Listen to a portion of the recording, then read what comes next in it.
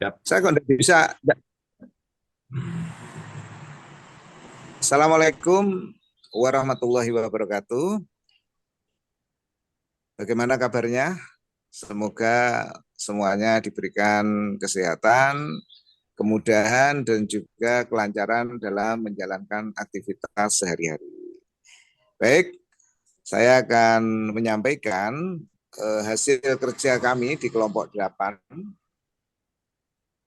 terkait tugas ujian akhir semester ganjil pada tahun ajaran 2023-2024. Nah, di sini kami akan menyampaikan tentang resensi mosi debat antara pro dan kontra yang pernah kita lakukan di season sebelumnya dengan judul atau tema media sosial sebagai sarang prostitusi online. Sebelum kami sampaikan, akan kami perkenalkan dulu ya nama-nama anggota kelompok kami. Saya Anang Basori, kemudian ada Mas Sulistyo Hadi, ada Jeng Sri Wahyuni, ada Mas Ardan Arya, dan juga Kak Nisan Oktavia.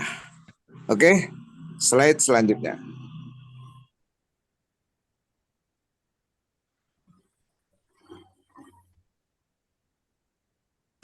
Dalam debat yang pernah kita lakukan, yang kemarin sesi debat itu memang ada pertanyaan mendasar yang muncul melalui debat yang kami lakukan itu.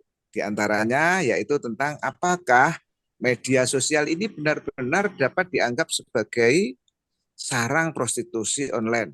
Wah, heboh banget ya kalau memang menjadi sarang itu butuh eh, investigasi mendalam. Faktanya seperti apa? Dan juga ataukah kita perlu melihat sebagai sebuah fenomena saja? Memang itu dikembalikan pada personalnya misalkan. Atau yang lebih kompleks dengan dampak yang beragam terhadap masyarakat dan individu. Nah, ini menarik sekali. Maka untuk itu kami akan membahas berlima yang akan dipaparkan oleh rekan kami selanjutnya. Monggo kami persilahkan. Ya, terima kasih Pak Anang atas pemaparannya. Lalu selanjutnya akan saya pemaparan terkait analisis dan pertimbangan argumen. Di sini media sosial dalam konteks debat ini menarik perhatian sebagai kontroversi yang melibatkan argumen pro dan kontra terkait perannya sebagai sarang prostitusi online. Dari sudut pandang yang mendukung, media sosial dianggap sebagai alat yang memperkuat hak individu untuk membuat keputusan bebas terkait pekerjaan mereka. Penekanan pada peningkatan keamanan melalui regulasi di media sosial memberikan gambaran tentang upaya untuk memberikan perlindungan kepada pekerja seks. Sementara itu, argumen ini juga menyoroti potensi positif dengan menciptakan akses terhadap layanan kesehatan yang mungkin tidak tersedia sebelumnya. Tentunya ada beberapa poin penting yang telah kami analisis dan pertimbangkan. Poin pertama yaitu adanya penguatan hak individu. Media sosial dianggap sebagai alat yang memperkuat hak individu untuk membuat keputusan bebas terkait pekerja pekerja mereka. Ini mencerminkan nilai-nilai kebebasan dan otonomi individu dalam memilih pekerjaan yang mereka inginkan, termasuk pekerja seks. Lalu poin yang kedua adanya regulasi untuk keamanan. Pendukung media sosial menyadari keberadaan prostitusi online dan mendorong adopsi regulasi yang lebih ketat untuk meningkatkan keamanan di platform-platform tersebut. Regulasi seperti ini bisa membantu mengurangi risiko eksploitasi, perdagangan manusia, dan kekerasan terhadap pekerja seks. Lalu poin yang kedua, perlindungan pekerja seks. Upaya untuk meningkatkan keamanan melalui regulasi di media sosial juga bertujuan untuk memberikan perlindungan kepada pekerja seks. Ini termasuk pembatasan terhadap konten yang melanggar hukum atau merugikan, serta memberikan saluran pengaduan dan dukungan bagi pekerja seks yang membutuhkan. Lalu poin yang ketiga, adanya akses terhadap layanan kesehatan. Media sosial juga dapat berperan dalam menciptakan akses terhadap layanan kesehatan yang mungkin tidak tersedia sebelumnya bagi pekerja seks. Platform-platform tersebut bisa menjadi tempat untuk mempromosikan program kesehatan, layanan pengujian penyakit menular seksual, atau menyediakan informasi tentang klinik atau pusat kesehatan yang ramah terhadap pekerja seks. Dengan demikian, dari sudut pandang ini, media sosial dianggap memiliki potensi untuk memberikan manfaat bagi pekerja seks, baik melalui penguatan hak individu, regulasi untuk keamanan, perlindungan pekerja seks, maupun akses terhadap layanan kesehatan.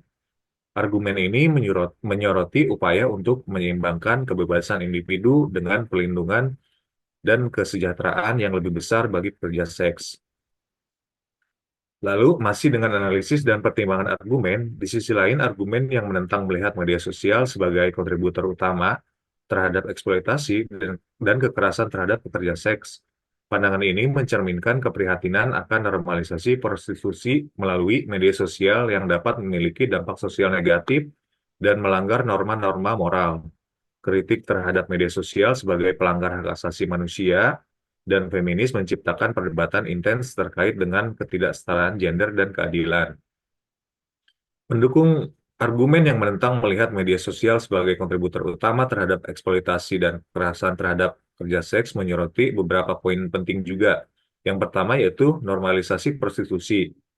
Keprihatinan muncul terhadap normalisasi prostitusi melalui media sosial dengan adanya platform-platform yang memfasilitasi transaksi seksual secara online.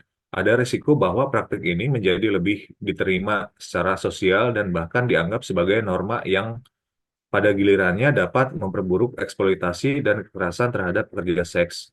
Lalu, yang kedua, dampak sosial negatif.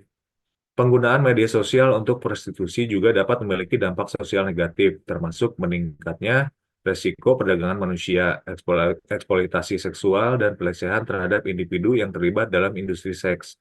Hal ini menciptakan ketidaksetaraan dan kerentanan bagi pekerja seks, terutama mereka yang rentan seperti anak-anak atau individu dengan pengalaman trauma. Dengan demikian, dari sudut pandang ini, media sosial dipandang sebagai kontributor utama terhadap eksploitasi dan kekerasan terhadap pekerja seks, menciptakan dampak sosial negatif dan melanggar norma-norma moral serta hak asasi manusia dan prinsip-prinsip feminis. Argumen ini menyoroti pentingnya mengatasi ketidaksetaraan gender, perlindungan hak asasi manusia, dan menjaga keadilan sosial dalam konteks prostitusi online yang didukung oleh media sosial. Untuk pemaparan selanjutnya akan dilanjutkan dengan rekan saya. Terima kasih.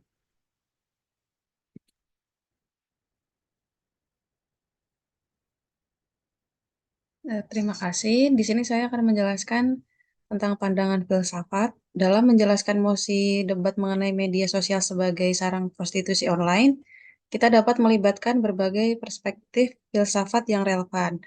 Filsafat dapat memberikan pandangan tentang moralitas, etika, kebebasan, dan tanggung jawab, yang semuanya dapat membentuk argumen baik dari sisi pro maupun kontra. Slide selanjutnya.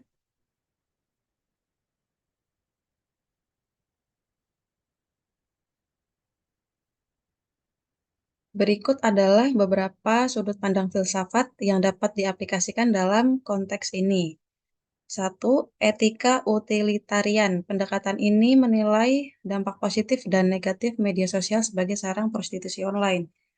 Pro berpendapat bahwa jika media sosial mengurangi tekanan sosial dan meningkatkan keamanan pekerja seks, itu memberikan hasil positif secara keseluruhan.